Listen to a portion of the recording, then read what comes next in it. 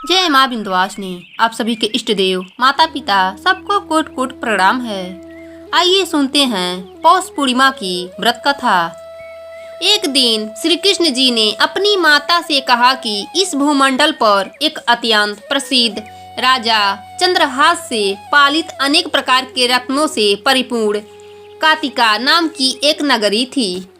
वहाँ पर धनेश्वर नाम का एक ब्राह्मण था। उसकी स्त्री अति सुशील रूपवती थी। दोनों ही उस नगरी में बड़े प्रेम के साथ रहते थे। घर में धन धान आदि की कमी नहीं थी। वह निसंतान थे, इसलिए बड़ी दुखी रहते थे। एक समय एक बड़ा तपस्वी योगी उस नगरी में आया। वह योगी उस ब्राह्मण के घर को छोड़कर अन्य सब घरों से भिक्षा लाकर भोजन किया करता था। उस योगी ने एक दिन रूपवती से भिक्षा न लेकर उसकी पड़ोसी से भिक्षा लेकर गंगा किनारे जाकर भिक्षान को प्रेम पूर्वक खा रहा था। अपनी भिक्षा के अनादर से दुखी होकर धनेश्वर योगी से बोला, बाबा, आप सब घरों से भिक्षा लेते हैं परंतु मेरे घर की भिक्षा कभी नहीं लेते, इसका कारण क्या है? योगी ने कहा कि निसंतान के घर की भीख पतितों के अन्न के तुल्य होता है और जो पतितों का अन्न खाता है वह भी पतित हो जाता है। तुम निसंतान हो, अतः पतित हो जाने के भय से मैं तुम्हारे घर की भिक्षा नहीं लेता हूँ। धनेश्वर यह सब बात सुनकर अपने मन में बहुत दुखी हुआ और हाथ जोड़कर योगी के पैरों पर गिर पड़ा तथा दुखी भाव से कहने लगा, हे महाराज, यदि ऐसा है तो आप मुझे पुत्र प्राप्ति का कोई उपाय बतलाइए। मुझ पर अपना कृपा कीजिए। धन की मेरे घर में कोई कमी नहीं है, परंतु मैं पुत्र न होने के कारण अत्यंत दुखी रहता हूँ। आप मेरे इस दुख का हरण करें। यह सुनकर योगी कहने लगे, हे ब्राह्मण, तुम चंडी की आराधना करो। ब्राह्मण घर आकर उसने अपने पत्नी से सब वृत्तांत कहा और तप करने वन में चला गया। वन में जाकर उसने चंडी की उपासना की। चंडी ने 16वें दिन उसको स्वप्न में दर्शन दिया और कहा, हे धनेश्वर, जाओ, तेरा पुत्र होगा, परंतु वह 16 वर्ष की आयु में मृत्यु को प्राप्त हो जाएगा। माता ने बतलाया कि यदि तुम दोनों स्त्री पुरुष 32 पूर्णिमा का व्रत करके शिव जी का पूजन विधि पूर्वक करके व्रत कथा सुनोगे तो तुम्हारा पुत्र दीर्घायु हो जाएगा। माता ने यह भी बतलाया कि प्रातः काल होने पर इस स्थान के समीप ही एक आम का वृक्ष दिखलाई देगा। उस वृक्ष पर तुम चढ़कर एक फल तोड़कर शीघ्र अपने घर चले जाना। तुम्हारी पत्नी ऋतु स्नान के पश्चात स्वच्छ होकर शंकर भगवान का ध्यान करके उस फल को खा लेगी। तब भगवान शिव की कृपा से उसको गर्भ हो जाएगा। जब वह ब्राह्मण प्रातः काल उठा तो उसने उस स्थान के पास ही एक आम का वृक्ष देखा जिस पर एक अत्यंत सुंदर आम का फल लगा हुआ था। उस ब्राह्मण ने उस आम के वृक्ष पर चढ़कर उस फल को तोड़ने का प्रयत्न किया, परंतु वृक्ष पर कई बार प्रयत्न करने पर भी वह नहीं चढ़ पाया। तब ब्राह्मण को बहुत चिंता हुई और विघ्न विनायक श्री गणेश जी की वंदना करने लगा। हे दयानिधे, अपने भक्तों के विघ्नों का नाश करके उनके मंगल कार्य को करने वाले, दुष्टों का नाश करने वाले, रिद्धि सिद्धि के देने वाले, आप मुझ पर कृपा करें। मुझे इतना बल दें कि मैं अपने मनोरथ को पूर्ण कर सकूं। इस प्रकार गणेश जी की प्रार्थना करने पर उनकी कृपा से ब्राह्मण वृक्ष पर चढ़ गया और उसने एक अति सुंदर आम का फल देखा। उसने विचार किया कि जो वरदान से फल मिला था वह यही है और कोई फल दिखाई नहीं देता। उस ब्राह्मण ने जल्दी से फल को तोड़ा और घर लाकर अपने स्त्री को दे दिया।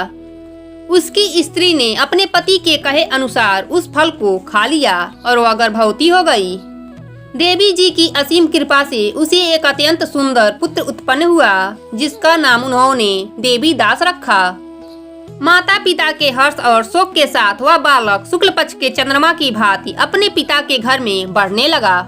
भवानी की कृपा से वह बालक बहुत ही सुंदर, सुशील और विद्या पढ़ने में बहुत ही निपुण हो गया।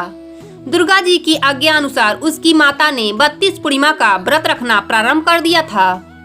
16वां वर्ष लगते ही देवी दास के माता पिता को बड़ी चिंता हो गई कि कहीं उसके पुत्र की इस वर्ष मृत्यु न हो जाए। इसलिए उन्होंने अपने मन में विचार किया कि यदि यह दुर्घटना उनके सामने हो गई तो वह कैसे सहन कर सकेंगे। तब उन्होंने देवीदास के मामा को बुलाकर कहा कि देवीदास 1 वर्ष तक काशी में जाकर विद्या अध्ययन करेगा और उसको अकेला कभी मत छोड़ना। ब्राह्मण और उसकी पत्नी ने अपने पुत्र की मंगल कामना के लिए दुर्गा माता की आराधना और पूर्णिमा का व्रत रखना आरंभ कर दिया था। मामा और भांजे रात्रि बिताने के लिए एक गांव में ठहरे। उस दिन उस गांव में एक ब्राह्मण की अत्यंत सुंदरी गुणवती कन्या का विवाह होने वाला था। संयोगवश होने वाला दूल्हा काना था। यह बात वर के पिता ने छुपा कर रखी थी। उसने जब देवीदास को देखा तो सोचा इसी से कन्या का लग्न करा देते हैं और विदाई अपने बेटे से करा दूंगा। वह इस बात को लड़के के मामा से कहा। वह तैयार हो गए। देवीदास का विवाह संपन्न हो गया।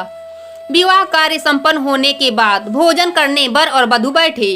देवीदास उस कन्या के बारे में सोचकर रोने लगा। कन्या ने रोने का कारण पूछा तो देवीदास ने सारा वृतांत सुना डाला। इस पर कन्या ने कहा, हमारा शादी अग्नि के साक्षी मानकर हुआ है। हम आपको ही अपना पति मानते हैं। मैं आपकी ही पत्नी रहूंगी, किसी अन्य की कदापि नहीं बनूंगी। तब देवीदास ने कहा, ऐसा मत करो क्योंकि मेरी आयु बहुत थोड़ी है। मेरे मरने के बाद तुम्हारा क्या गति होगा। परंतु कन्या दृढ़ निश्चय वाली थी। वह बोली, जो आपकी गति होगा वही मेरा भी गति होगा। हे स्वामी, आप रोना बंद कीजिए और भोजन ग्रहण कीजिए। देवीदास जब जाने लगा तो उसने 3 नगों वाली अंगूठी अपने पत्नी को दिया और बोला, हे प्रिय, मैं काशी जा रहा हूँ। और वह चला गया। जब ब्राह्मण की लड़की का विदाई का वक्त आया तो कन्या ने अपने पिता को सब बातें बताई।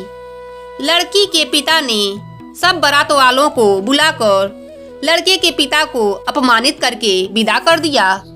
सारे बाराती आजे बाजे के साथ चले गए। भगवान श्री कृष्ण बोले, हे माता, इस प्रकार देवीदास काशी में पहुंच गया। एक रात्रि एक सर्प उसको डसने आया, परंतु व्रतराज के प्रभाव से उसको काटने नहीं पाया, क्योंकि उसकी माता ने कई बार 32 पूर्णिमा का व्रत किया था। भगवान शिव ने प्रसन्न होकर उसे लंबी आयु का वरदान दे दिया था। जब 1 वर्ष बीत गया तब देवीदास अपने मामा के साथ घर आने के लिए चल दिया। चलते चलते उसी गांव में रुका जहां उसकी शादी हुई थी। लड़की के पिता ने उसको पहचान लिया और बड़े सम्मान से अपने घर ले गए। श्री कृष्ण जी कहने लगे कि इस प्रकार धनेश्वर 32 पूर्णिमा के व्रत के प्रभाव से पुत्रवान हो गया। जो भी स्त्री इस व्रत को करती है वह जन्म जन्मांतर में वैदर्भ का दुख नहीं भोगती और सदैव सौभाग्यवती रहती है। यह मेरा वचन है, इसमें कोई संदेह नहीं। यह व्रत पुत्र पौत्र को देने वाला तथा संपूर्ण मनोकामनाओं को पूर्ण करने वाला है। 32 पूर्णिमाओं का व्रत करने से व्रती की सब प्रकार की इच्छा भगवान शिव जी की कृपा से पूरी हो जाती है।